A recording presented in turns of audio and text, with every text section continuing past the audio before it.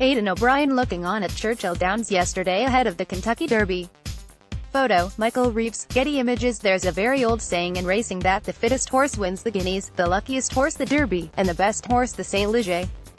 While that phrase doesn't really stand up to scrutiny these days, fitness for a speedy race over the Rowley Mile is still most certainly a requirement.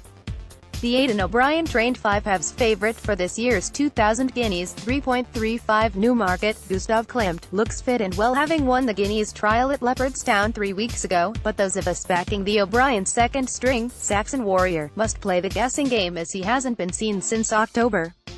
A lot can happen over the winter, and O'Brien has said he has probably never seen a horse change as much as Saxon Warrior, who has turned into a monster of a horse, big, powerful and strong. Those comments, although positive, may explain why Saxon Warrior is the second string under Donasha O'Brien, with Seamus Heffernan on Gustav Ryan Moore is riding Mendelssohn in the Kentucky Derby. In other words, the general vibe is that Saxon Warrior may be more of a staying type suited to longer distances. But there's another old saying that does remain somewhat true, and it's that a truly great horse can win over any distance or conditions. I'm not quite sure if Saxon Warrior is going to be one of the all-time greats, but it wouldn't be the first time a so-called second string came out on top, and jockey bookings shouldn't put anyone off backing him today around 9 halves. In races where he's had more than one runner, during the last 10 years Aidan O'Brien's first string has won 29% of races, with the second string coming home in front 9% of the time. Third string or worse have a very low strike rate of under 5%, and can be generally discounted. And while first and second string produce a loss if blindly backed to industry SP, if you shop around for prices there can often be some decent value to be had on both, but particularly the second string. In the 1,300 races or so I looked at, backing the first string to Betfair SP produced a profit of 34 PTS over the 10 years, while backing the second string produced a profit of 45 PTS. Of course, betting is never as simple as backing a horse blindly, but the point I'm making is that while a lot of fuss can be made over jockey bookings or second strings, it shouldn't be the sole reason you draw a red line through a selection. Getting back to Saxon Warrior, he didn't put a hoof wrong as a 2-year-old, winning all 3 starts, including a very impressive success in the Racing Post Trophy where he dug deep to rally when he needed to, allowing O'Brien to break Bobby Frankel's record of the most top-level race wins in a year. He looks a natural, and while the Derby may be more suited to his size and style, the 9 halves about him taking this along the way is a good value deal. Having said all that, it's hard to knock Gustav which also looked very smart as a juvenile and as mentioned, took the Guineas trial in style and what was less than ideal heavy ground. He's definitely going places too. Charlie Appleby's Mastar also has strong claims based on his Craven win and should be thereabouts. In the earlier Group 3, 2.20, Havana Gold looks the one to beat around 9/4, getting weight from his rivals for his age.